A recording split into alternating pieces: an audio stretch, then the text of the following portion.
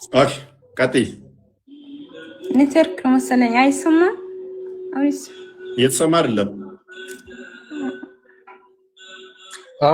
እኔ በጣም ነው የምወድክ፣ በጣም ነው የማከብርክ።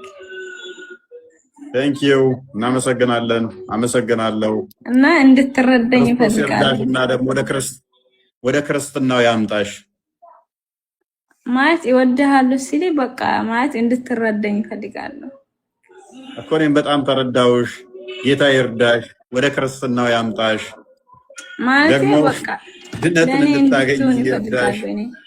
አፈቅርሃለሁ በጣም እናመስ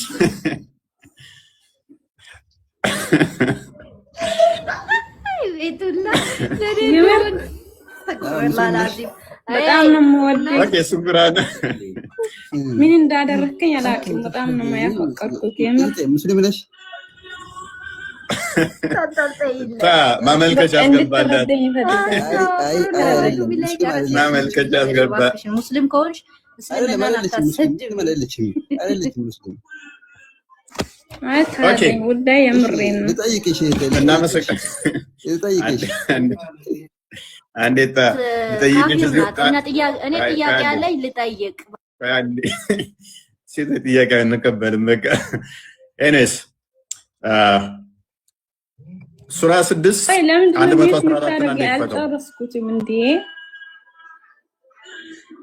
ሁለተኛ ጥያቄ ነው። የምርሽን ነው የምራችንን ነው። በቃ እናመሰግናለን በሚለው በህብረት ተቀብለን ወይ አንዴ እሺ ምን ላይ እቺ ጋር ሄታለችና እህት ሙስሊም ነሽ? ዞር አድርገው። ቆይ አንዴ ፕሊስ፣ ቆይ ዞር አድርገው፣ ፊት ለፊት አድርገው። እንትና ናስር ፊት ለፊት አድርገው። 6:114 ላይ 114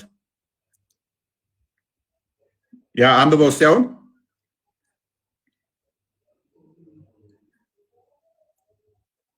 ወጣ እኮ ኖ 6:114 ሱራ 6 ቻፕተር 6:114 ያ አያ 114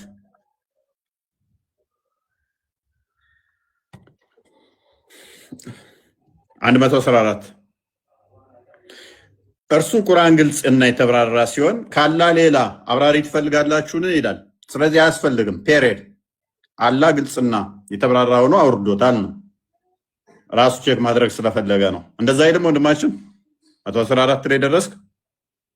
ለምን ትወጣለህ? አንብበው እስኪ። እርሱ ያ መጽሐፍን የተብራራ ሆኖ ወደ እናንተ ያወረደ ሲሆን ካላህ ሌላ ዳኛን እፈልጋለሁን በላቸው ይላል አይደል ወንድማችን?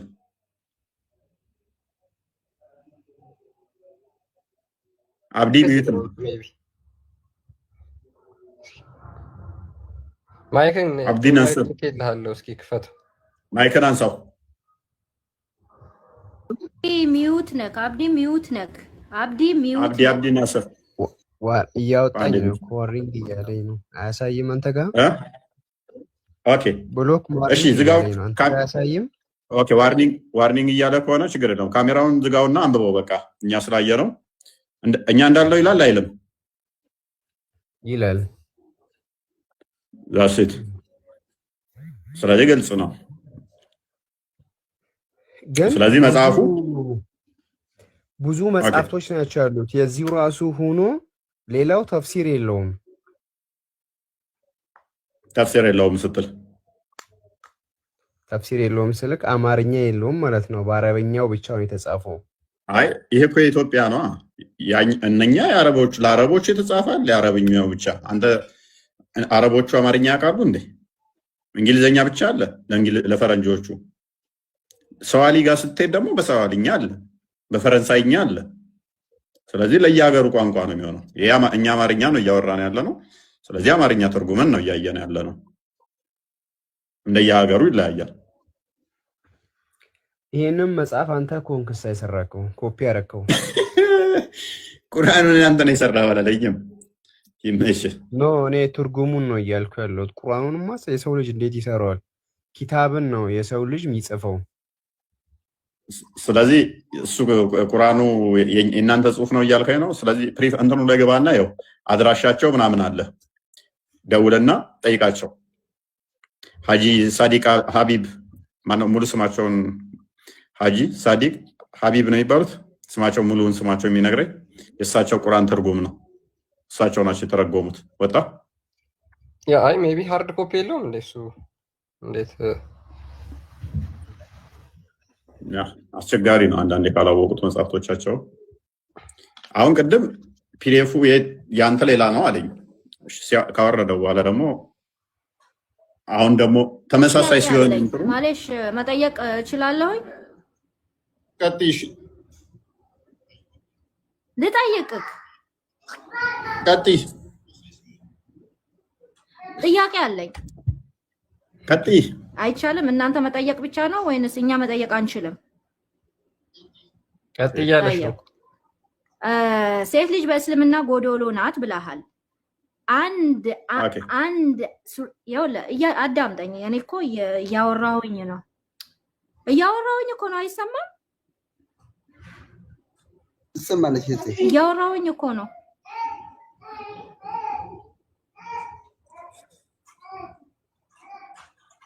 አይሰማም? ጠይብ ለምንድን ነው ታዲያ እንትን የማትሉት? ትሰሚያለሽ? ቀጥይ። አውሪ የምትሉኝ ነው ፎይ?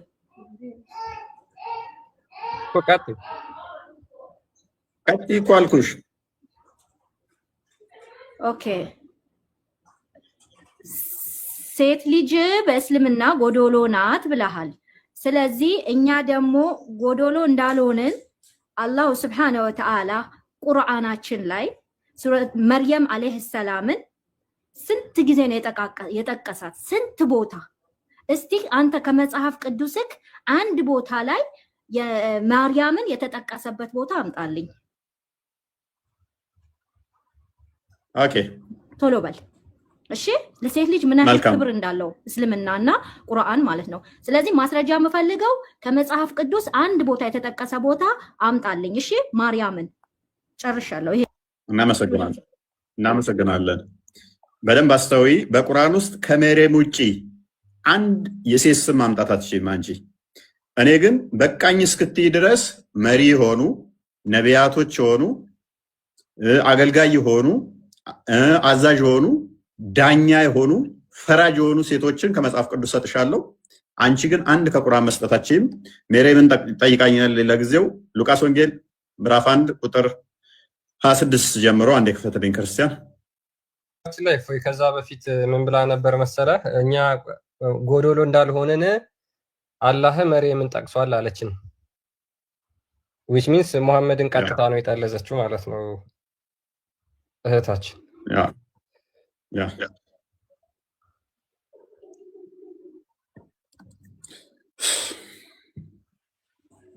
የስ ክብር እንዴት ሴት ልጅን ቁርአን ላይ ምን ያህል ክብር እንዳለው እወቁ ነው እያልኩ ያለሁት። እናንተ ጎዶሎ ናችሁ ትሉናላችሁ። ምክንያቱም የእናንተ መጽሐፍ ቅዱስ ነው ሴትን ጎዶሎ ያደረገው ሀፍሳ እንጂ ወላሂ እኛ አልሐምዱሊላህ እንደ እስልምና ሴትን የሚያከብር የለም።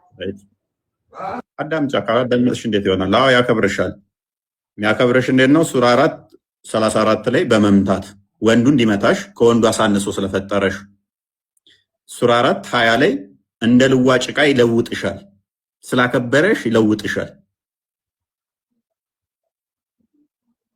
ስላከበረሽ እስከ 4 ያገባብሽና ባሪያ ይደረብብሻል። ሱራ 4:3 ሱራ 22:6 ሱራ 7:29-30 ፈልገው ስለኔ አይደለም ስለ ራስህ ነው። እንዳከበረሽ እየነገርኩሽ ነው። ስለ ራሴ ግን ስለ ማርያም ስለጠየቅሽኝ በመጽሐፍ ቅዱስ ተጠቅሳለች ወይ ከሆነ ከዳዊት ወገን ለሆነ ዮሴፍ ለሚባል ሰው ወደ ታጨች ወደ አንዲት ድንግል ከእግዚአብሔር ዘንድ ተላከ፣ የድንግሊቱም ስም ማርያም ነበረ። እስቲ ማርያም ሚል ከመጽሐፋችሁ አንጡ አለች። ማርያም ትጠቅሳለች ወይ በመጽሐፋችሁ አለች። በሚገባ መልአኩም ወደ እርሷ ገብቶ ደስ ይበልሽ ጸጋ የሞላብሽ ሆይ ጌታ ከአንቺ ጋር ነው፣ አንቺ ከሴቶች መካከል የተባረክሽ ነሽ አላት።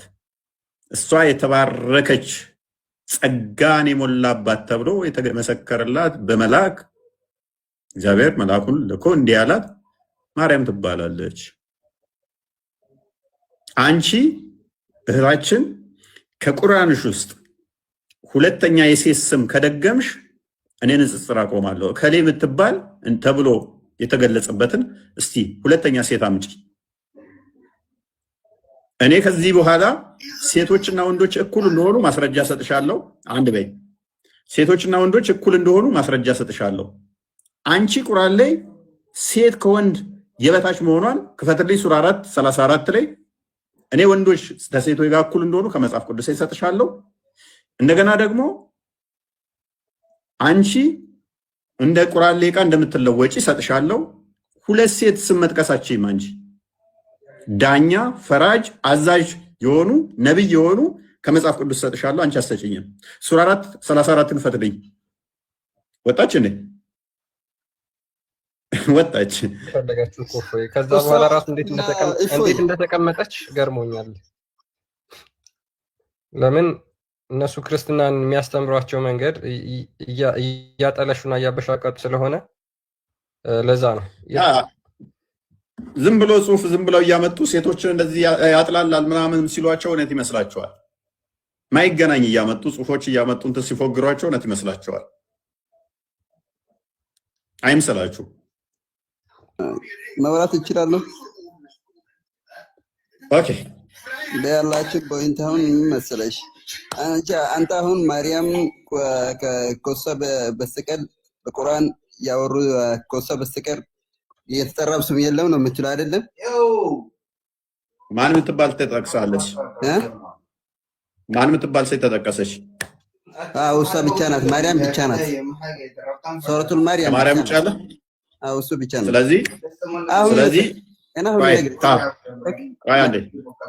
ስለዚህ በእናንተው ስታንዳርድ መሰረት ሴትን ስላከበራት ማርያም ተጠቅሳለች አላችሁ አይደለም? ያንን ነገር ይሄነሱ አዳምጥ። እኛ ጋር እነ ሐና አሉ፣ ነቢይት ሐና፣ እነ ዲቦራ አሉ ፈራጅ የሆኑ፣ እነ ሳራ ተጠቅሰዋል፣ እነ ማርያም ነቢይቱ ማርያም ተጠቅሰዋል፣ እነ ርብቃ ተጠቅሰዋል። በጣም ብዙ ሴቶች አስቴር አለች፣ ዮዲት አለች። እጅግ በጣም ብዙ ማምጣት እንችላለን። መጽሐፍ የተሰየመላችሁ ብቻ ሳይሆን መጽሐፍ እንትን ያሉ ብቻ ሳይሆን ነብይ የሆኑ አዛዥ የሆኑ ዳኛ የሆኑ አይዳ ይሰማል? ሰማያለሽ? ኦኬ እሺ። እስልምናንም ታውቃለህ አይደል? እሺ። ማለት ነው ስለ እስልምና ብዙም አላውቅም። ስለ ክርስትናም ታውቃለህ? ጠንቅቀህ ታውቃለህ? ስለ እስልምናሽ እንዴት አታውቂም? ሙስሊም ነሽ? ነኛው። ኦኬ። የተነሳው ቶፒክ ላይ ምን ትያለሽ? ቁርአን ሁሉንም ያብራራል ብዬ አምናለሁኝ። ከምን ጋር ሲሆን ነው? ከቁርአን ተፍሲር ጋር ሲሆን ማለት ነው።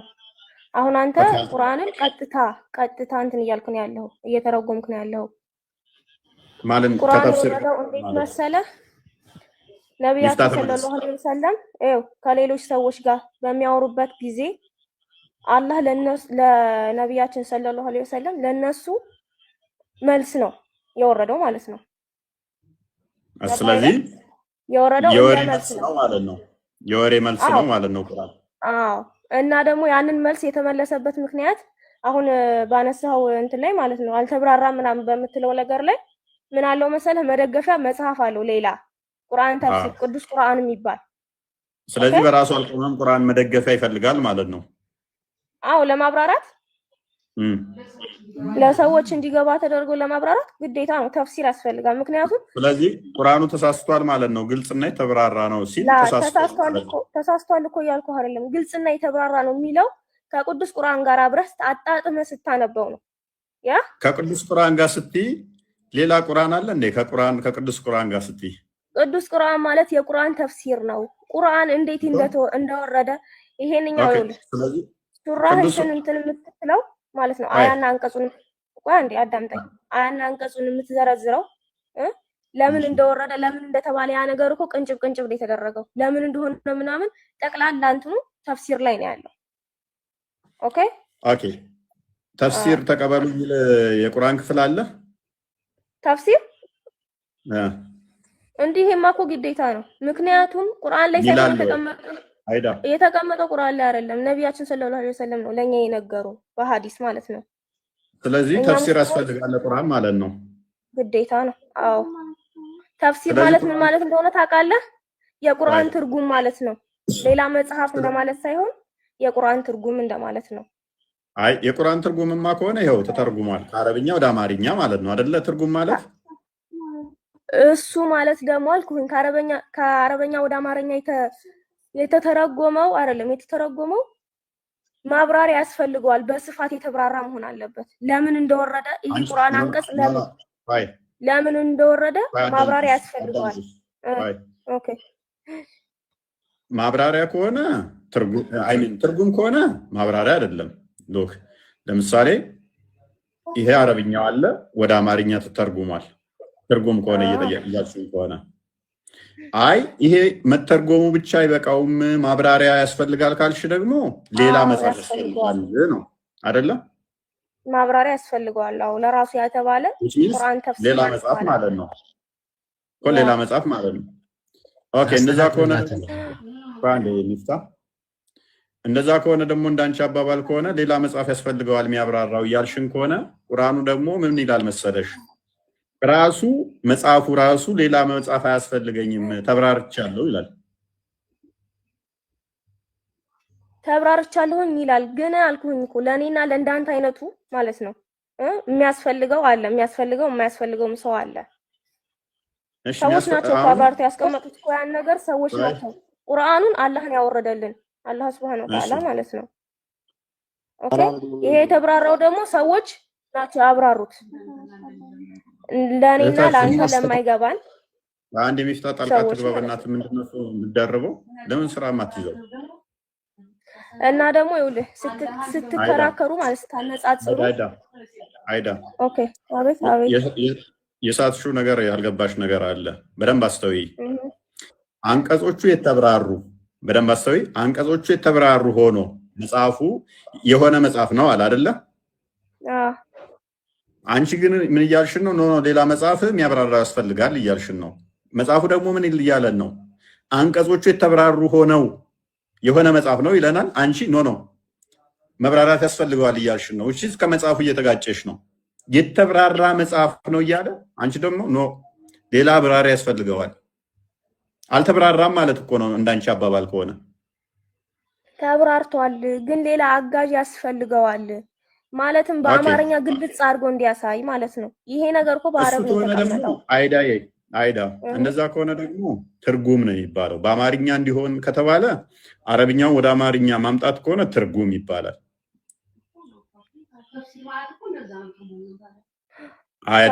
ተፍሲር ማለት እንደዛ አይደለም። እንደዛማ ከሆነ ተፍሲር ማለት ትርጉም ከሆነ ተስማማዋችሁ። ይሄው በአማርኛ ተፈስሯል። ሰፋ አድርጎ የተቀመጠውን አንተ አታነበውም? ተፍሲር ብለህ አውርድ። እንደዛማ ከሆነ ሰፋ ብሎ የተቀመጠ ካልሽ ደግሞ እህታችን ምን ይሆናል? አረብኛ የሌለ ተጨማሪ አማርኛ የሚጨምር እያልሽን ነው። ወይንም ደግሞ አረብኛው አንዴ አይዳ ፕሊዝ አሊያም እንደዛ ምን እያልሽን ነው ማለት ነው? የአላህን ቃል ሲተረጉሙ ያስቀሩት ነገር አለ እያልሽን ነው። ሙሉ ለሙሉ አረብኛውን ከተረጎሙት ሌላ አያስፈልግም፣ ይሄው ብቻ ነው ትርጉሙ። አይ የቀረ ነገር አለ እያልሽን ከሆነ አማርኛ ቁርአንን የተረጎሙት ኡስታዞቻችሁ ዑለማዎቻችሁ ቀጥፈዋል ማለት ነው። አይ እንደሱ አይደለም። አልገባህም ያልኩኝ? ይኸውልህ በደንብ ገብቶኛል። ቁርአን ሲወርድ ማለት ነው ለሆነ ምክንያት ነው። ለምን ምክንያት ነው? ነብያችን ሰለላሁ ዐለይሂ ወሰለም ከሰዎች ጋር ሰጣ ገባ ሲገቡ ማለት ነው እንዲህ በላቸው እየተባለ መልስ ነው ይመጣላቸው። ስለዚህ ያንን መልስ ይኸውልህ ያ ነገር ማለት ነው እንዴት እንደሆነ አሁን እዚህ ጋር በቁርአን ተፍሲር እንትኑ ስታነቦት ትርጉሙ ከስር ያለው ትርጉሙ ከኋላ የመጣውን ለምን እንደሆነ እንደወረደ አያስቀምጥልህም። ለምን እንደወረደ ይሄ ቁርአን ማለት ነው። ቀጥታ ምንድነው ትርጉሙ ነው የአረበኛው ትርጉሙ እንደወረደ ነው የሚቀመጠው።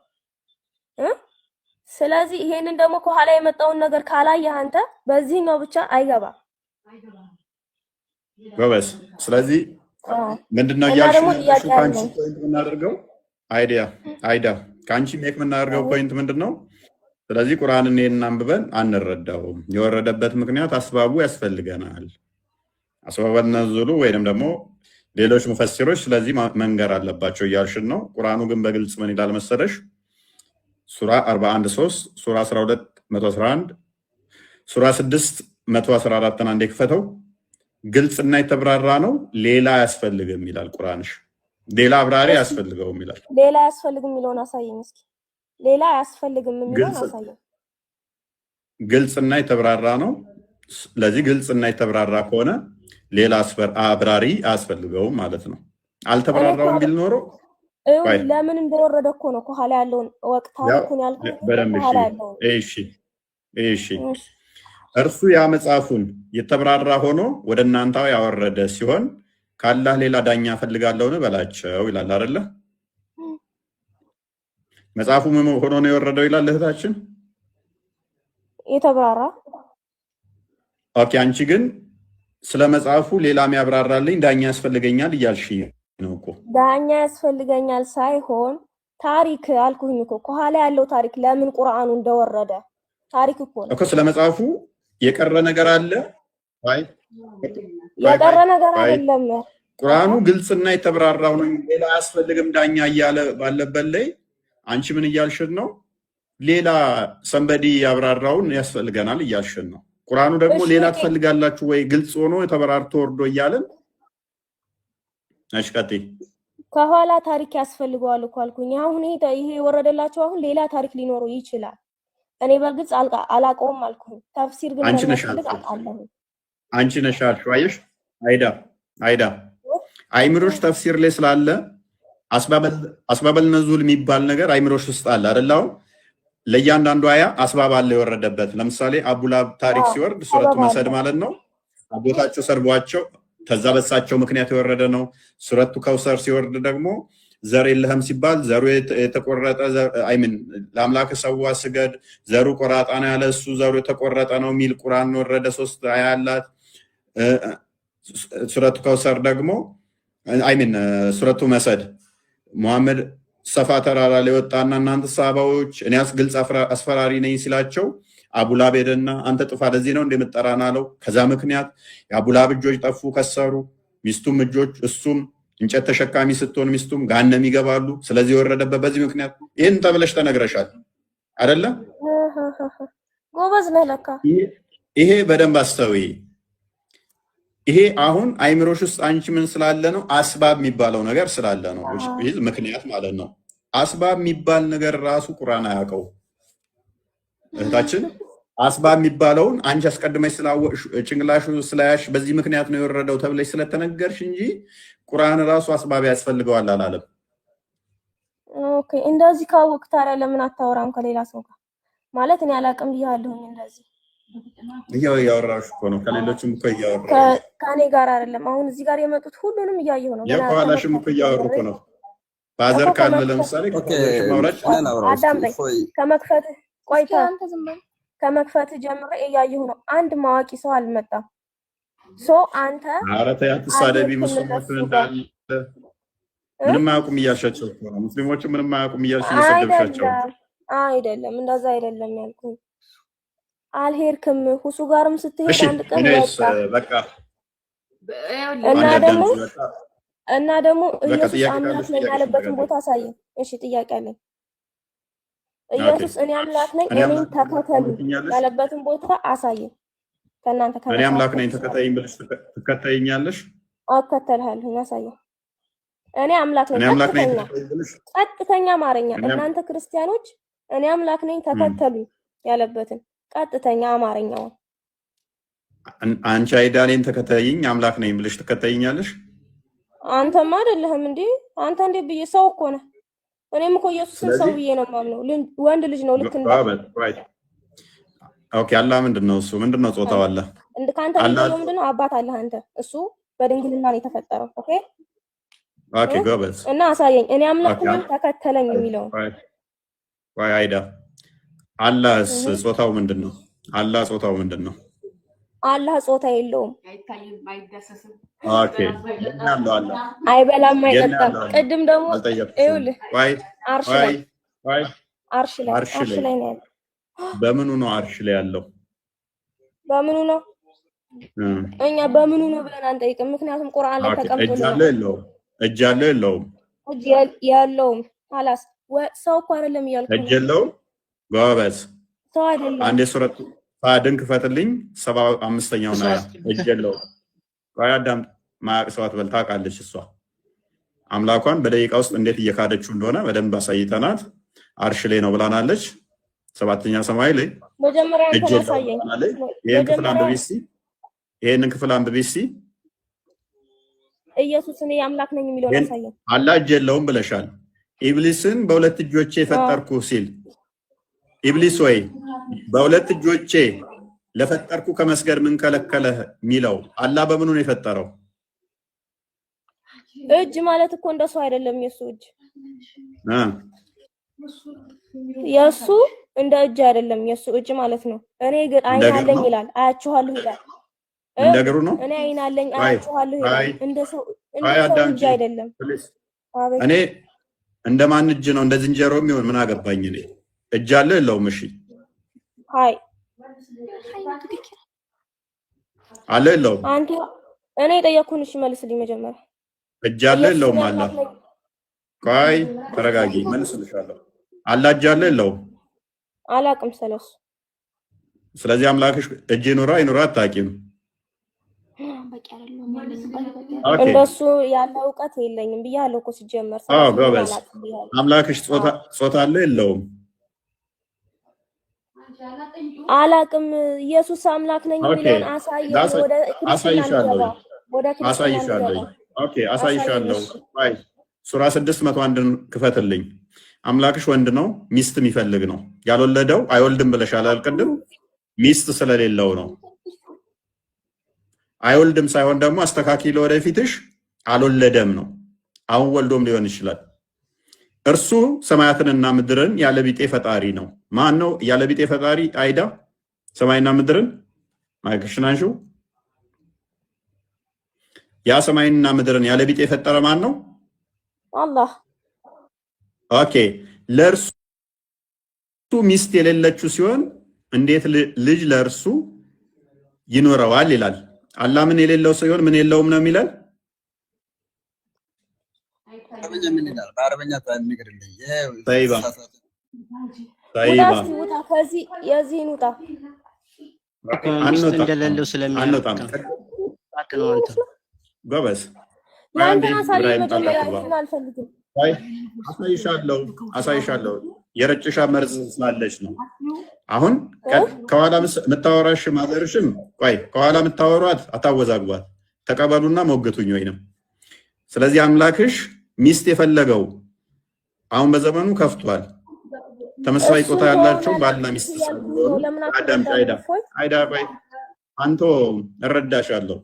ተመሳሳይ ጾታ ያላቸው ባልና ሚስት እየሆኑ ስላስቸገሩ አላህ ሴት ሆኖ ሴት ነው ፈልጎ ነው ወይንስ ወንድ ስለሆነ ነው ሚስት ስለሌለኝ ልጅ የለኝም ያለው?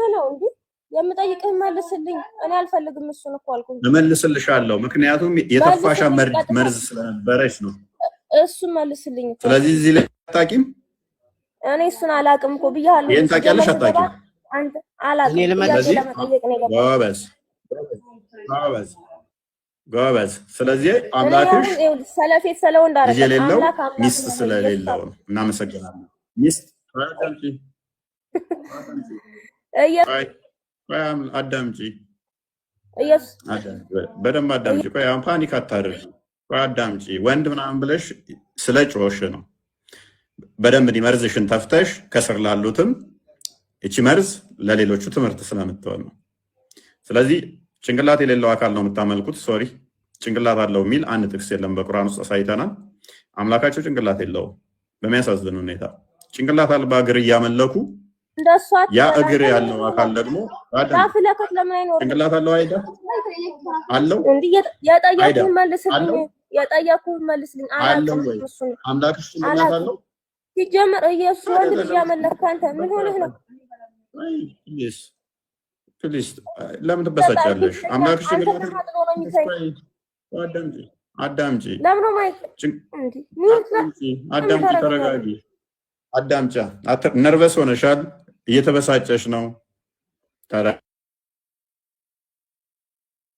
አትፈሪበት።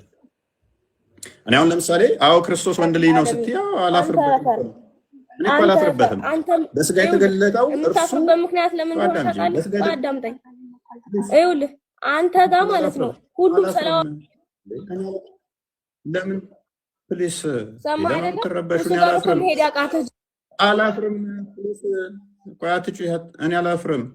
አዎ ክርስቶስ በስጋ የተገለጠው አዳምጪ። ነርበሳቱኝ አትረበሺ።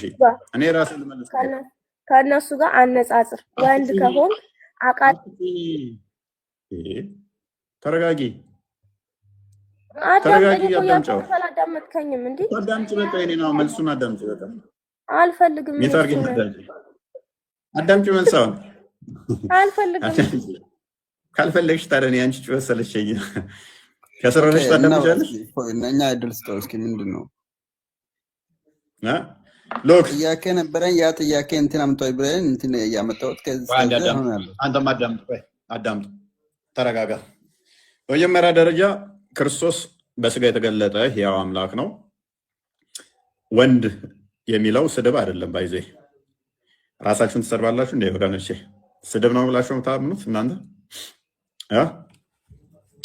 እግዚአብሔር ሰውን ነው ከሁሉ በላይ አክብሮ አልቆ የፈጠረው የሰውን ልጅ ነው። በደንብ አስተውሉ። እግዚአብሔር ከምንም በላይ አልቆ በመልኩ የሰራው የሰው ልጅ ነው። በደንብ አስተውሉ። የፈጠረው አልቆ ገዢ አድርጎ የሾመው ዘፍጥረት ምዕራፍ 1 ቁጥር 27 እስከ 28 ሰውን ነው። ምንም ፍጡር በሰው ክብር አይተካከልም፣ አይስተካከልም። በስጋ የተገለጠው ያ ክርስቶስ በስጋ የተገለጠው የሰው ያ የባሪያ መልክ የያዘው እንደኛ ሰው እጅ እግር የያዘው እርሱ ወንድ ልጅ ነው። በስጋ ተገልጧል። እርሱ የመለኮት ሙላት በውስጡ ያለው በስጋ የተገለጠው እነሆ ድንግል ትጸንሳለች ወንድ ልጅም ትወልዳለች ተብሎ ትንቢት የተነገረለት በያዕቆብ ላይ ገዢ የሆነው ግዛቱም የማያልፍ የሆነው እርሱ ክርስቶስ የማርያም ልጅ አዎ የባሪያውን መልክ ይዟል። የባሪያው መልክ አንዱ ወንድ ነው። ገዢ ነው። ኃያል አምላክ ነው። እርሱ ለሰው ልጅ በስጋ ተገልጧል። ሞትም በሞት ሊሽር በስጋ ልጆቹ በስጋ እና በደም ስለሚካፈሉ እርሱ በስጋና በደም ተካፈለ። በሞት ላይ የሞትን ስልጣን ለመሻር ይሄውም ዲያብሎስን ነው። ዕብራውያን ምዕራፍ 2 ቁጥር 15 ላይ የዚች አላህ በየቀኑ ወደ ቅርቢቱ አርሽ ይመጣል። ሰማይ ይመጣል። ቅርቢቱ ሰማይ ማለት 7 ሰማዮች አሉ። አላህ ከአርሽ በላይ ነው፣ አርሽ ላይ ተብሎ ይታመናል። ቅርቢቱ ሰማይ ውስጥ በየቀኑ ፍጥረት ውስጥ ይገባል። ስለዚህ ፍጡር ምን ያደርገዋል? ኢንኮምፓስ ያደርገዋል። ስለዚህ ቅርቢቱ ሰማይ ውስጥ በገባ ቁጥር ወደ ፍጥረት ውስጥ እየገባ ነው። እኛ ከሰማይም እንልቃለን፣ ከሰማይም ኃያል ነን፣ ከሰማይም በላይ የከበርን ነን። ምንም ፍጡር በሰው መጠን የከበረ ፍጡር የለም። ምንም ነገር ፈጣሪ የሚያቆሸው ነገር የለም። እሱ የቆሸሸውን ያጠራል፣ እሱ የረከሰውን ይቀድሳል፣ እሱ የታመመውን ይፈውሳል። እርሱን የሚያሳምመው እሱን የሚያቆሽሸው ነገር የለም። መለኮት በባህሪው የሚወሰን የሚለካ በአጭር ቁመት በጠባብ ደረት የሚወሰን አይደለም። እርሱ ማይወሰነው ማይለካው መሰረት የሌለው መሰረቱ ቤዝመንቱ ምድር ወይም ጣራው ሰማይ ተብሎ ማይነገርለት ፍጡር ኢንኮምፓስ ማያደርገው ኢንሰርክል ማያደርገው ማይወስነው ማያካብበው ፍጥረትን ሁሉ የሚያካብበው እርሱ በአጭር ቁመት በጠባብ ደረት ተወስኖ በስጋ ታይቷል። እርሱን ምንም የሚያቆሽሸው ነገር የለም። እንኳን ፈጣሪም ብርሃንን እንኳን የሚያቆሽሽ ነገር የለም። እርሱ በስጋ ተገልጧል። ያ የሰው ልጅ የከበረ ነው። ምንም ፍጡር በሱ የሚተካከል የለም። ለማን ተገለጠ? ለሰው ልጅ። የሰው ልጅ ከሁሉ በላይ የከበረ ስለሆነ አላህ ግን ለሰው ልጅ መገለጥ ደበረውና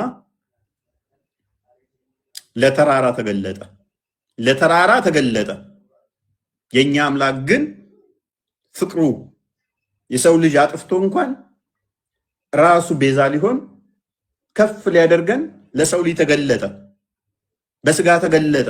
በባህሪው በመለኮታዊ ክብሩ መገለጥ መታየት አይችልም። መዳሰስ መነካት አይችልም። መሄድ መምጣት አይነገርለትም። ስጋን ተዋህዶ ተገለጠ። ለማን? ለሰው ልጅ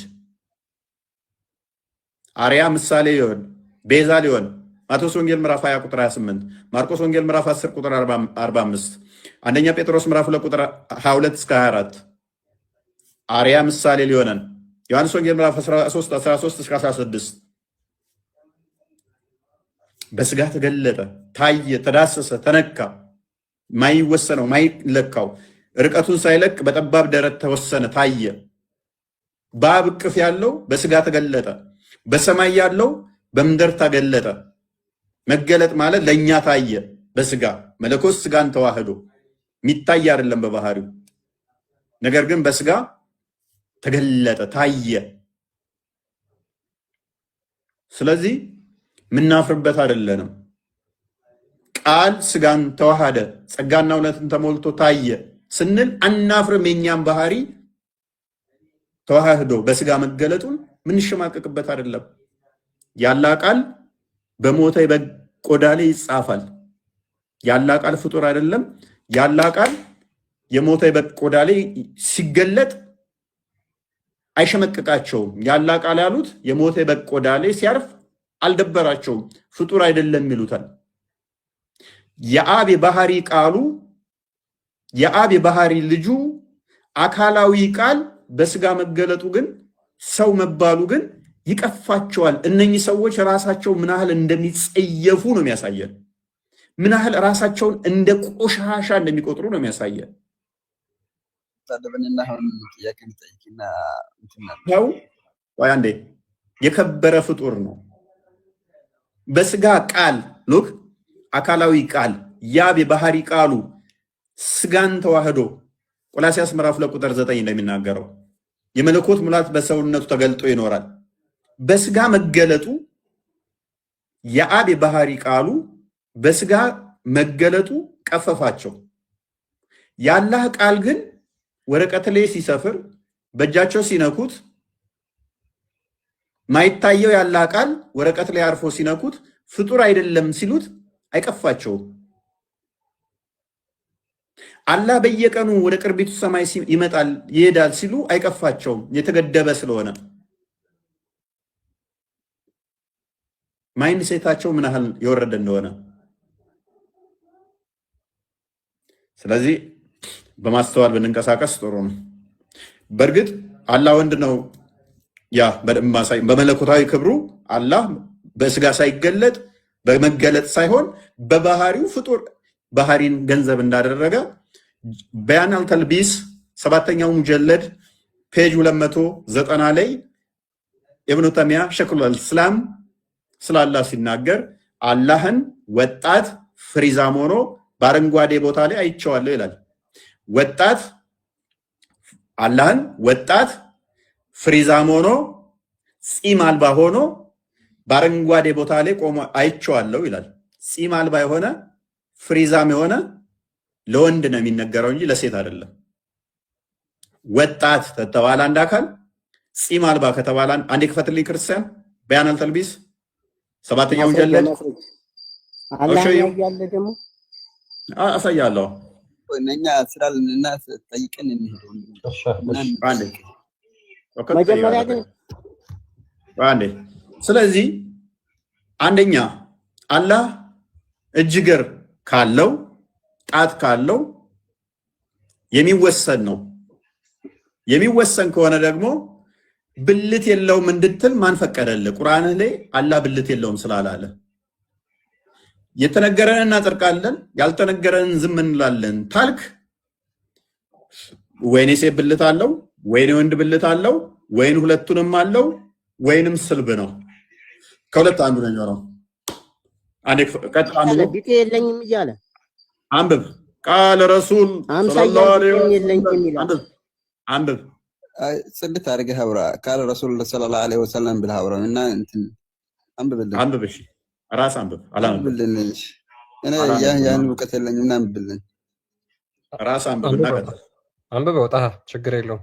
ሐሳቡ ስለሆነ የምፈልገው በዛ አልፋ አይደለም። እኔ ጥያቄ ነበረኝና ያ ጥያቄ እንትን ጣሃ አንዴ ለተወራ ነገር መረጃ ስለሚያስፈልግ እኛ ደግሞ መረጃ ብላችሁ ጠይቃችሁናል። ስለዚህ መረጃውን አወጥተናል እና ያ ጥያቄ መልስ። ነብያችን ሰለላሁ ዐለይሂ ወሰለም ወደ ሰማይ የመጣው ተናምጠለኝ ብለህ አልነበርክም? አንብብ። ኦኬ፣ ወደ ሰማይ ሲሄድ አይቱ ያየው ወንድ ልጅ ነው ያየው ማለት ነው። አላህ ሙሐመድ አይደለም ነግርህና ያ ሶራ አምጠለኝ አላልከኝም? ይሄን ቀጥል። መጀመሪያ እዚህ ላይ ይሄን አንብብ። አላህ ምን እንደሆነ አንብብና ቀጥል። እንደዚህ አይነት አምላክ አናመልክም። አንብብን የተባልከው እሱን አንተ ጽፈው እንደሆነ በምን ቀጥል። ክርስቲያን አንዴ ተርጉሞ ያ ኦኬ። እሺ የዚህን አማርኛው እንደውም በስትክክል ሜቢ አረቢኩ ይሄውና ከፈለጋችሁ ምን ይላል? የአላህ መልእክተኛ እንዲህ ብለዋል። የአላህ መልእክተኛ ሰለላሁ ዐለይሂ ወሰለም እንዲህ ብለዋል። ጌታዬን በወጣት መልክ ጢም በሌለው ጠጉር ባለው በአረንጓዴ የአትክልት ስፍራ ወይም ደግሞ ጨፌ ውስጥ አየሁት። ጨፌ ማለት ሳር ማለት ነው። ፈልሰስ ብሎ ማለት ነው። አረንጓዴ ቦታ ላይ ይመቸዋል። ደሊል አለ። ደሊል ባን ነገሮች አሉ። አዳም ደሊል ምን አይነት ደሊል ንገረኝ።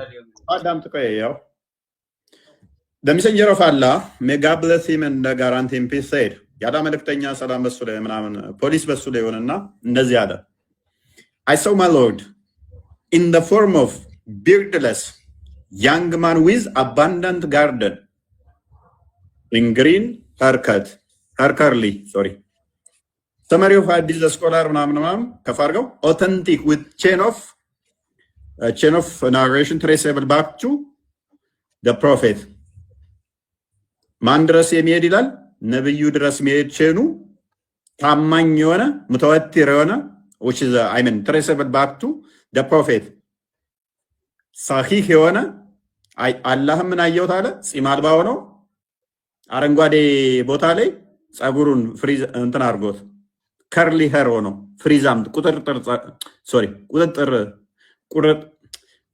ቁጥጥ የተቆጣጠረ የሚባለው ፍሪዛም ወይንም የተቆጣጠረ ጸጉር ሆኖ ይሄ ፍሪኮች በጄል እንደሚፈርዙት ማለት ነው። ያ ማን ነው ሐዲስ የጻፈው? ማን ነው?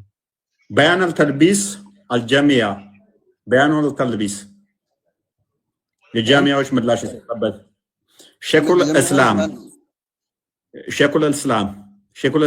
እሱ ሼኹል እስላም አናውቅም። ማን ነው?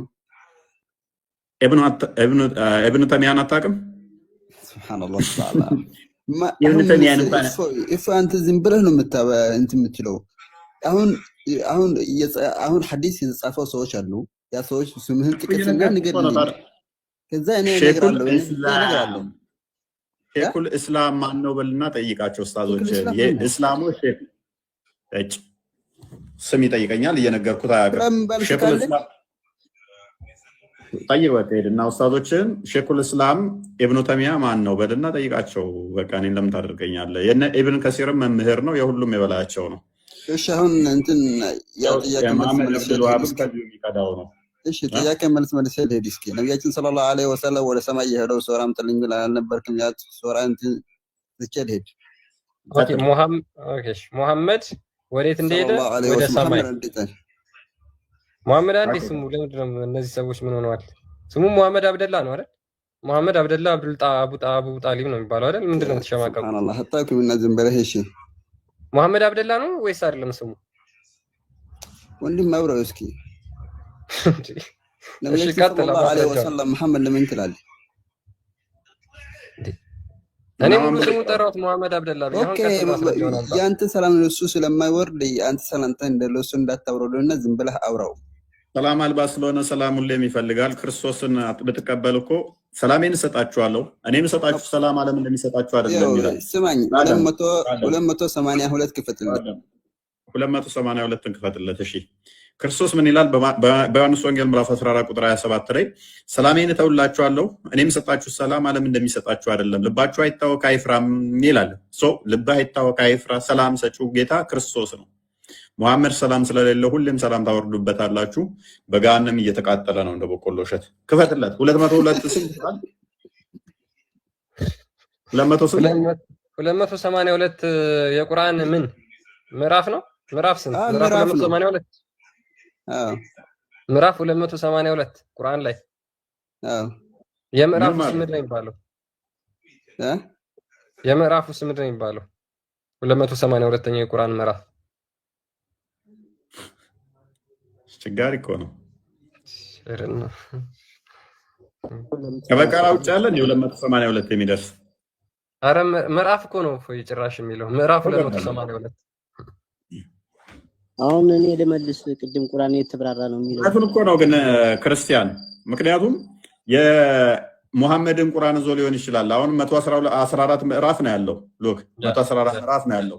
እሱ ግን 282 ካለ እነኛ የጠፉትንም እሱ ጋር ሊኖር ይችላል። እነኛ ሁሉ ቁርአኖች የጠፉት ቁርአኖች የተቃጠሉ ሱረቱል ኢስራቅ ሳይሆን ኢስራ 282 ይሁንና እሺ፣ እዛ 282 ነው። ከዛ 282 አያ 282 አለው ኢስራ። እሺ፣ እዛ ላይ ምን ይላል? መሐመድ አይደለ? መሐመድ ወደ ሰማይ ይሄዳል። ኦኬ፣ ስንተኛው አንቀጽ? 282 111 ነው የሚያልቀው። ከግራ ገባን እኮ ይሰው ይሄ እናንታችሁ የሰራችሁ ነው። ጎግል ላይ ሸርጥ አድርገው እስኪ። ጎግል ላይ ያመጣሃል። ጎግልን ጠይቀው። ጎግል ላይ ፈልገህ ነው። ጎግልን ጠይቀው። 282 ነገርኩህ እኮ 282 ያለው እኔ አንተ ስትል ክፈት እስቲ። እሺ ጠብቅ።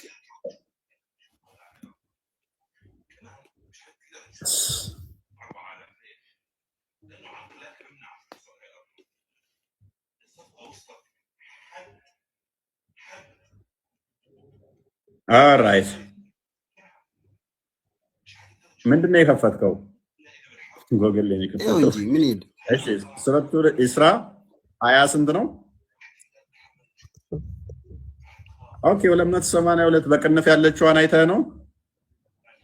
ኦኬ ችግር የለም። እና ኦኬ እሷ እኮ ዝም ብላ ማብራሪያ የገባች ነች እንጂ አያ ጉዳይ አይደለም። ይስቃል ወይ ጅልኮ አንዳንዴ አንብበው አምጣልኛ። አንብበው እስኪ አንብበው እስኪ የት አንብበው? እሱ ነው ምንድን ነው የሚለው? ነቢያችን ሰለላሁ ዐለይሂ ወሰለም ወደ ሰማይ የሆነው ነው እንትን ነው ማብራሪያ እንዴት እንደሄደ ቤተል መቅደስ ሄዶ ነግሬ ቤተል መቅደስ ሄዶ አንብበው። እሺ አረብኛ አከም ሀይ እክሬ ምን እያልክ ነው? አይ ከእኔ ብዙ እንትን እውቀት ስለሌለኝ ከወንድሜ ቅራይ ያልኩት ነው። አከሲ ከኒፍካ ሚያቀራው ምን ከኒፍ እንጂ ምን ነው ብትለው ስጣው። ኦኬ ጠብቅ ትንሽ ና እንብላ።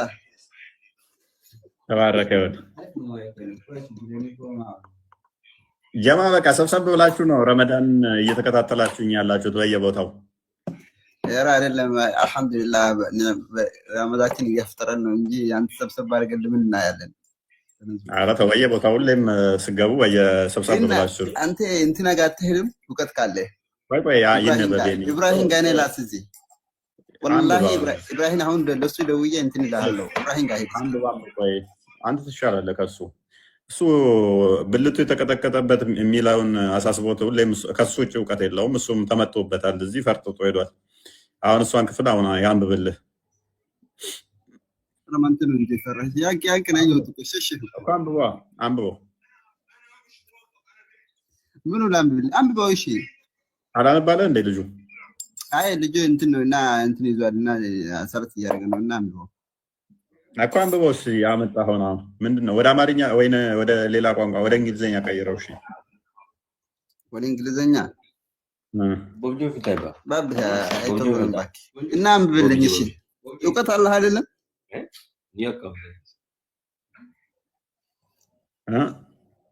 እውቀት ካለህ አንብብልኝ። እሺ እኮ የለማ ብዙ እውቀት ተርጉመዋ። አሁን ካስቸገርከን እኮ አንተ እኮ 250 282 ፔጅ አያለው ብለህ እኮ ጭራሽ እንትን አልከን እኮ የሌለውን ማን ላምጣልህ? እዚህ አሁን እዚህ ማን ላምጣልህ? ከሴኮች ማን ላምጣልህ? ማን አለ ስር ማን ሼክ አለ? አባ እንትን ያ ኢብራሂም አለ፣ እሱ ጋር ሄድ። እሱ ጽድቅ ብሎ ነው የሚነግርህ። አቡካ አለ፣ እሱ ጋር ሄድ። አትገባም እነሱ ጋር እሺ ግቡ። እስኪ እነሱ ጋር በአላህ ይጠይቃል። ፈጠረህ አምላክ ግባ እነሱ ጋር። ካንተ አይሻሉም እኮ ከስር ሆነው ታብታብ እያደረጉ መማር ያለባቸው ናቸው። እኔ ቤት ስማቸው መጠራታቸው ራሱ ክብር ነው። በቃ ኦኬ ኢብራሂም ቀጥልሽ። 110 ትስማማለህ ከጣሃ ጋር? ሱረቱ ኢስራ 282 ያለው እያለ ነው። 282 ያለው ሱረቱ ኢስራ እያለን ነው። ትስማማለህ? እኔ ስለሱ አይደለም የገባሁት ቁርአን የተብራራ ነው የሚለው ነው ለመመለስ ነው። ጨረሰ ነው። እሱን ይበቃናል። ጥያቄ አለህ? እኮ ጥያቄም አለኝ። ምንድን ነው? ቁርአን ከፍተው ምንድን ነው የሚል? ቢስሚላሂ ረህማን ረሂም ነው የሚላ እጅግ አዛኝና ሩሩ የሆነ ጌታ ነው የሚል። በምን አወቅ እሱ የቁርአን ክፍል መሆኑን? የቁርአን ክፍል ነው ስትገባ። በምን አወቅ? ሰዎች ጨምረውበትስ ቢሆን እዚህ ጋር በተግባር የሚነግረኝ አንተ እንደፈለገ ስትሳደብ እንደፈለገ አንቀጹን ስታስተባብለው እንደዚህ ትዕግስትና አዛኝ መሆኑ በጣም ያጅበኛል።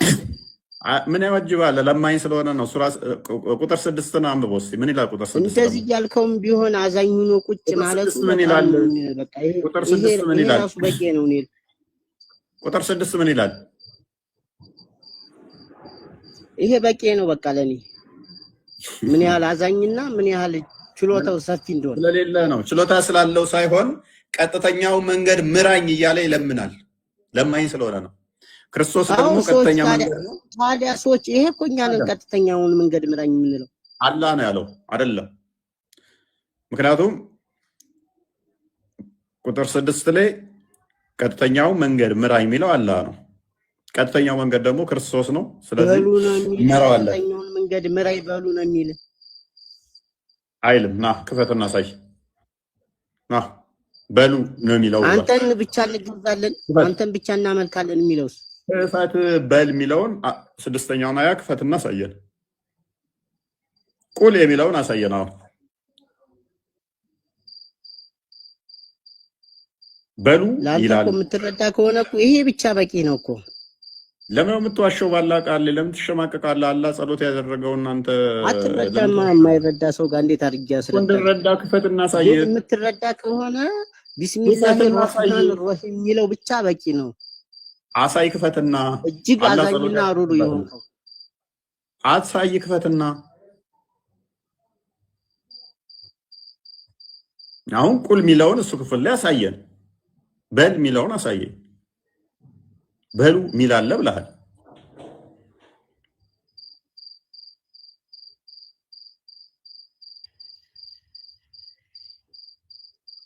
በሉ ስላለ ብቻ ነው የምታምነው? ታዲያ በሉ ባላለበት ላይ በሉ ይላል። አንተ ታምናለህ? እንደው ቢኖርስ ታምናለህ? ለምን የተብራራና ግልጽ የሆነ ቁርአን ላይ የሌለውን አንተ ለምን ትጨምርበታለህ? ማይለውን ማብራሪያውን እኮ በግልጽ አሳየህ እኮ። አይ እጅግ አዛኝ በቃ ተረት ነው በቃ ሁሌ መጨረሻ ላይ በቃ ባይልስ እና ዛሬ ይበቃችኋል እናንተ ሰዎች። ይብቃን ወይ ደህና አደሩ ሁላችሁም።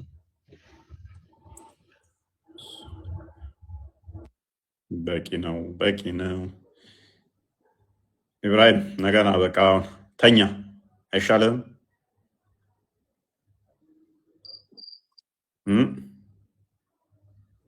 ነገ እንገናኝ።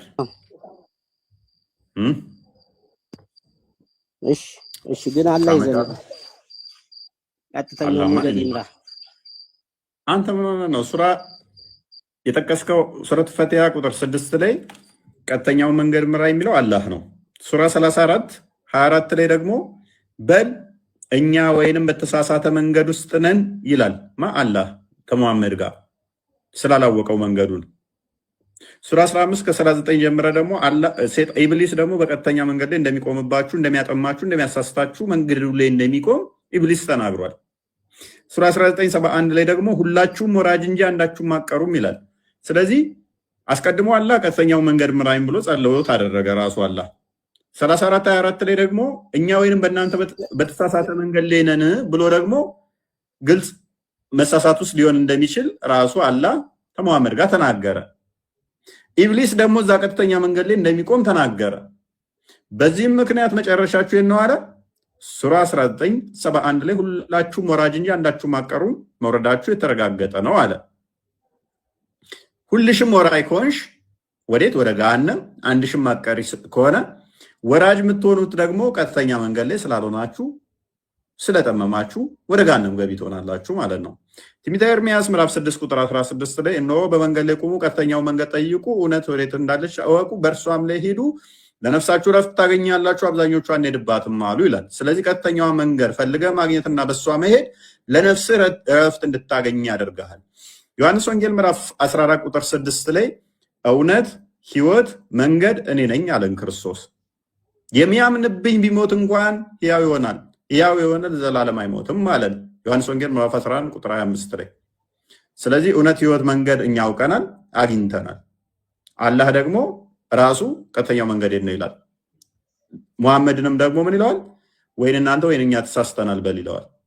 በዚህም ምክንያት ገሃነም እንደምንገቡ ደግሞ ቁርአኑ ይናገራል። ስለዚህ አላህ የሚባል አካል የለም። ሙሐመድ ግን ገሃነም ነው። እናንተን ግን እግዚአብሔር ይርዳችሁ ጸሎቴ ነው።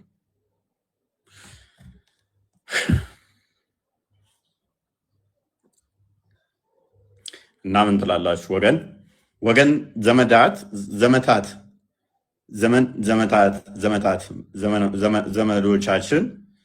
ዘመዶቻችን ምን ትላላችሁ? ቢበቃንስ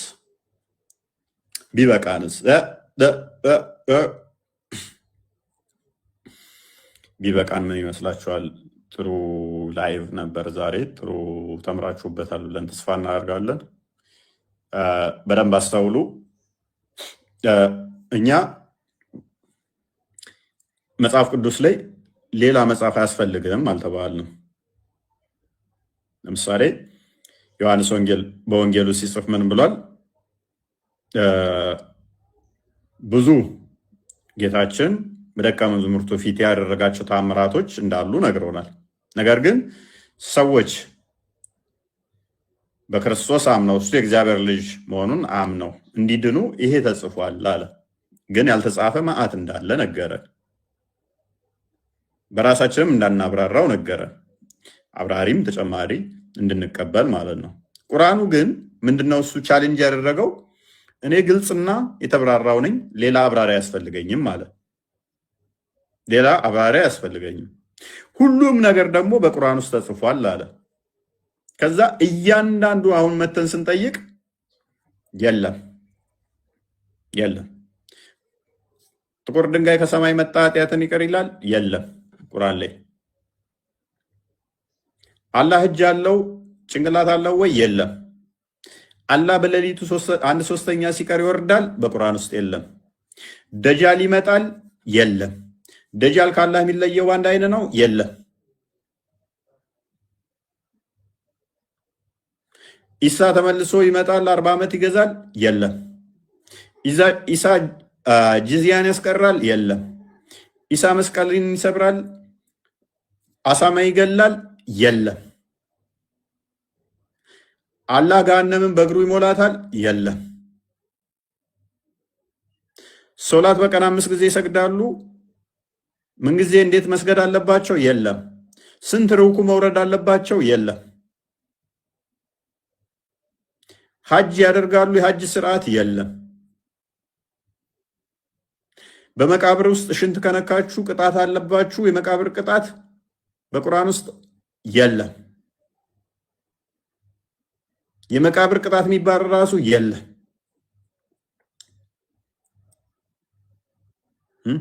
መሐመድ ራሱ የት ነው ምንድነው እንዲቴል የለም። መቼ የለም አይታወቅም። ቁርአን ራሱ መቼ እንደወረደ ስንት ምዕራፍ አለው ቁርአን አይታወቅም። የቁርአን ክፍል ውስጥ የተጠቀሱ አካላት ለምሳሌ አቡላብ ምንድነው ማን ነው? አንድ ምዕራፍ ሙሉ የለም አይታወቅም ምን እንደሆነ አይታወቅም። ስለዚህ እጅግ በቃ ለሁሉ መልስ አለው ቢሉም ስለዚህ መልሶቻቸው ከማን የሚቀሩት? አሁን ሙሐመድ ከሞተ ከ1400 ምናምን ዓመት በኋላ የተነሱ መጽሐፍ ይጽፋሉ። ከዛ ላይ በአረብኛ ስለተጻፈ ይኸው ሐዲስ ብለው ያመጡልሃል። ብድግ ይልና ትናንትና ነብያችን እንደዚህ ብሏል ከሙሐመድ ከኑሪ ኑሪ ከኢብራሂም ኢብራሂም ከሚፍታ እንደሰማው ብሎ ሐዲስ ይጽፋል። ነገሩ ሰማው ብሎ በቃ ቁጭ ብሎ ከሚጽፈው መጽሐፍ ብድግትልና ከአበበ እንደሰማሁት አበበ ከጫላ እንደሰማው ጫላ ከገብረመድህን እንደሰማው ገብረመድህን ደግሞ ከሀፍቶም እንደሰማው ሀፍቶም ደግሞ ካየለ እንደሰማው እንዲህ ተብሏል ብለህ መጽሐፍ ትጽፋለህ። ከዛ እነኚህ ይመጡና ሐዲስ ብለው ያን ያነቡልሃል። ነብዩ ከሞተ ኢብን ከሲር ለምሳሌ ነብዩ ከሞተ ከ700 ዓመት በኋላ የመጣ ነው። ከከሌ ከሌ ሰማ ብሎ መጽሐፍ ይጽፍላል። ሐዲስ ይባላል። ከዛ ቡሃሪ ነብዩ ከሞተ ከ200 ዓመት በኋላ የመጣ ነው። ሰሂህ ሙስሊም፣ አቡ ዳውድ፣ ናሳይ እነኚህ ኦልሞስት ከ300 ዓመት በኋላ ማለት ነው። የቅርቦቹ የሚባሉት እነኚህ ናቸው። ግን በጊዜውም እነኚህም የሉም መጽሐፍቶቹ የሉም። ከዛ በኋላ የተጻፉ ናቸው እነኚህ ከከሌ ከሌ ሰማ ከከሌ ከሌ ሰማ ብለው ማለት ነው። ቁጭ ትልና ለከሌ ነገረኝ ለከሌ ደግሞ ከሌ ነው የነገረው ብለህ መጽሐፍ ትጽፋለህ። እነኚህም ደግሞ ለዘመኑ አልመጥን ሲሉ ሼክ አልባኒ ተነሳ በ1950 ወይንም 31 አካባቢ ነው የሞተው። 1931 ማለት የዛሬ ኦልሞስት የዛሬ 80 ዓመት 70 ዓመት አካባቢ ነው። ከ1400 ዓመት በፊት የነበረውን ያይና ነብዩ እንደዚህ እንደዚህ አድርጓል። አሁን ከዘመኑ ጋር ይላል አይደለም እችኛዋ ዳይፍን በላት መጽሐፍ ጻፈ። እችኛዋ ጠቃሚ ነች እንደዚህ እንደዚህ ይሄ እንደዚህ ነው። ተዛ ይመጣና የሆነ ነገር ስታመጣ ሼክ አልእስላም እንትና አልባኒ እንዲህ ብሏል። የዛሬ 70 ዓመት የነበረ ሰውዬ ማለት ነው። አልባኒ እንደዚህ ብሎ አዲስ ጽፎ እንደዚህ ብሎ እንደዚህ አስተካክሎታል፣ እንደዚህ ብሎ እንደዚህ ብሎታል።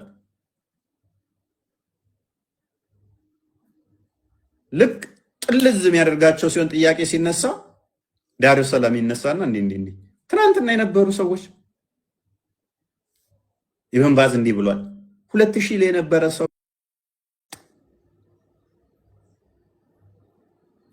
አንዷን ለመደገፍ እጅግ በጣም መዓት መጽሐፍቶች ተጽፈዋል። ነገር ሲልህ በቃ እጅግ ተአምራዊ መጽሐፍ ይመስላል። በአረብኛ የሆነ ነገር ሲባል የሆነ ተአምር ይመስላል። ተርጉሙት በላቸው። በአረብኛ ያወራው ሱብሃንአላህ ምናምን ይልሃል። በአረብኛ ያነብና በአማርኛ በለው በአማርኛ ሲለው ሴንስለስ ሲሆን ምንም ትርጉም አልባ ይሆናል ማለት ነው። በማታውቀው ቋንቋ በዜማ በውብ ዜማ ሲለው ግን ይሸውድሃል። እና እንደዛ ነው። ዛሬ ተምራችሁበታል። በጣም ብዙ ሙስሊሞች ገስት ላይ የሚያየው ነው። ብዙ ተምራችሁበታል ብዬ ተስፋ አድርጋለሁ። እንግዲህ እግዚአብሔር በነገር ሁሉ ይርዳቸው፣ ከተጋረደባቸው ግርዶ ያንን ግርዶ ቀዶ ወደ ብርሃን ያምጣቸው። ደህና ዋሉ፣ ደህና ደሩ። የመሸባችሁ ደህና ደሩ፣ የነጋላችሁ